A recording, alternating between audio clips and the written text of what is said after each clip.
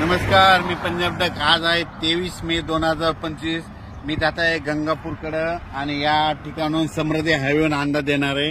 राज्यातल्या सर्व शेतकऱ्याला सांगू इच्छितो की आज आहे 23 मे, म्हणजे आज 23 मे पासून राज्यामध्ये म्हणजे 30 तारखेपर्यंत भाग बदलत, काही ठिकाणी मुसळधार, कुठं रिमझिम, कुठं ओढे नाले वाहतील असा पाऊस पडणार आहे, म्हणून हा अंदाज लक्षात. पण शेतकऱ्यासाठी सगळ्यात आनंदाची बातमी म्हणजे खूप शेतकऱ्याचे फोन येत होते पाऊस कधी उघडत आहे, कारण की शेतकऱ्याचे रानं दुरुस्त करायचे राहिले. शेतकऱ्याची आनंदाची बातमी 1 आणि 2 जूनला सूर्यदर्शन होणार आहे, म्हणून खास करून शेतकऱ्याची आनंदाची बातमी. पण राज्यात मात्र आज 23 पासून मात्र भाग बदलत जोराचा पाऊस पडणार आहे, म्हणून दररोज 2-2 भागात वेगवेगळा पाऊस पडत राहणार आहे, म्हणून हा अंदाज लक्षात येता. सांगायचं झालं तर हा पाऊस म्हणजे 24, 25, 26, 27, 28, 29, 30, 31 पर्यंत सगळ्या राज्यात महाराष्ट्रामध्ये भाग बदलत पडणार आहे, म्हणून हा अंदाज लक्षात घ्यायचा. मात्र 1, 2, 3 तारखेला राज्यात सूर्यदर्शन होणार आहे, म्हणून ही खास करून शेतकऱ्याची आनंदाची बातमी. संत्र उत्पादकांचे फोन आले की म्हणजे आम्हाला ताण द्यायचा आहे आणि हे पाऊस कधी उडेल, तर त्यांच्यासाठी सांगू इच्छितो 1, 2, 3 तारखेला सूर्यदर्शन होणार आहे, म्हणून खास करून त्यांनी अंदाज लक्षात घ्यावा. आणि राज्यातल्या सर्व शेतकऱ्याला सांगू इच्छितो की उघडल्याच्या नंतर तुम्ही तुमचे शेतं रोटावेटर, कल्टिवेटर करून आपण आपली शेतं तयारीत ठेवा, कारण की राज्यात परत मान्सूनचा पाऊस कधी येणार आहे तर मी व्हिडिओ नंतर देणार आहे.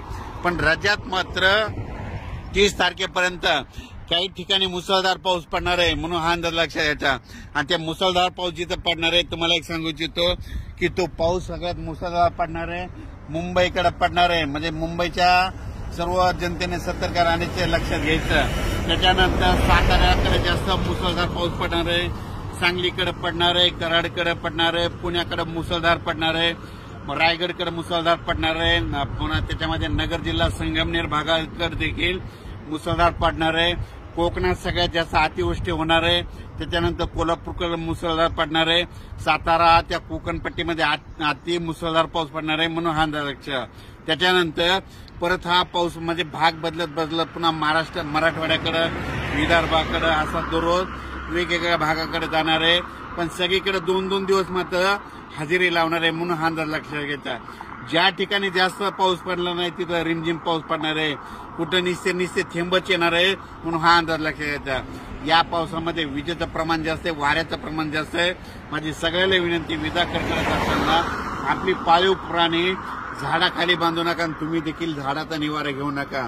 अचानक वातावरणात बदल झाला तर लगेच एक मेसेज दिला जाईल. पण राज्यात मात्र सातारा, सांगली, कोल्हापूर, पुणे, कोकण, नाशिक, मुंबई या भागाकडे मुसळधार अतिवृष्टी देखील होणार आहे, म्हणून हा अंदाज लक्षात. तिकडच्या भागातल्या नद्याला पूर देखील येईल, म्हणून हे त्यांनी लक्षात घ्यायचं. आणि अचानक वातावरणात बदल झाला तर लगेच उद्या 24 तारखेला परत एक मेसेज दिला जाईल. धन्यवाद.